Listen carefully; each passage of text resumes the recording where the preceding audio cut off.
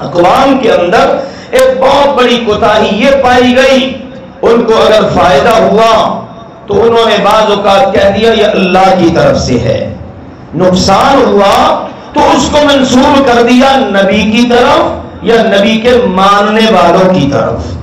اور وہ کہا کہ تم منحوس ہو معاذ اللہ۔ موسیٰ علیہ السلام فرعون اور اس کی قوم سے بادا پڑا، جب فرعونیوں کو کوئی فائدہ ہوتا تو زبانیں بند رکھتے، اور جب کبھی کوئی نقصان ہو جاتا اللہ تعالیٰ پکڑ کرتا، کوئی عذاب آ جاتا ان پر، طرح طرح کے اللہ نے عذاب بھجوائے تاکہ ممکن ہے یہ پلٹ آئے، تو ان ظالموں نے پلٹنے کی بجائے یہ کہا قالوا طیرنا بک وبمن معک، اے موسیٰ ہم تو تجھے اور تیرے ساتھیوں کو منحوس سمجھتے ہیں، تمہاری وجہ سے ہمارے اوپر یہ مصیبتیں آتی ہیں، یہ عذاب آتے ہیں، تم منحوس ہو۔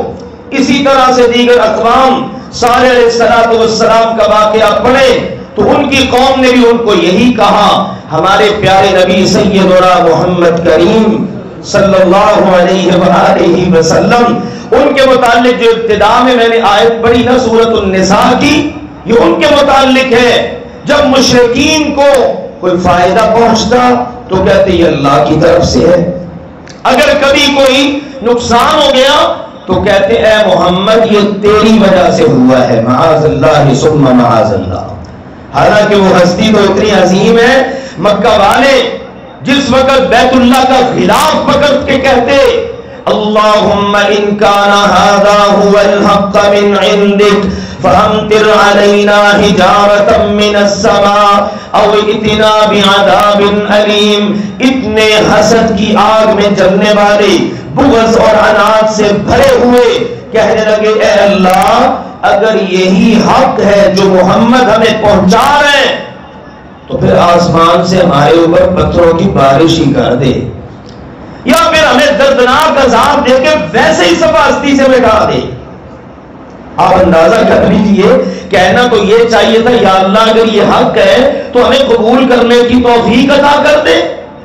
لیکن نہیں، حسد، عناد، بغض بندے کو کس حد پہ پہنچا دیتا ہے۔ اللہ نے آسمان سے قرآن اتارا، فرمایا میرے پیغمبر یہ دعا ہے ان کی اپنے ہی خلاف، ان کو ذرا بتا دیں وَمَا كَانَ اللَّهُ لِيُعَذِّبَهُمْ وَأَنْتَ فِيهِمْ،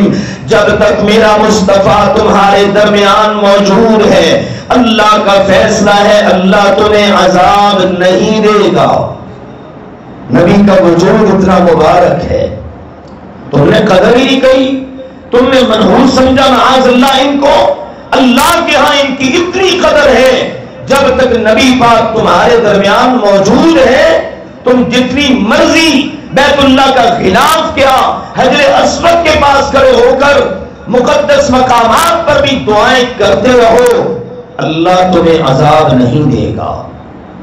اللہ تعالیٰ نے یہ بات ان کے سامنے رکھی اور ان کو بتایا کہ نبی پاک کا وجود وہ معاذ اللہ منحوس نہیں ہے بلکہ بہت ہی مبارک ہے۔ ان کی سوچ، ان کا عقیدہ، ان کا توہم دیکھیے۔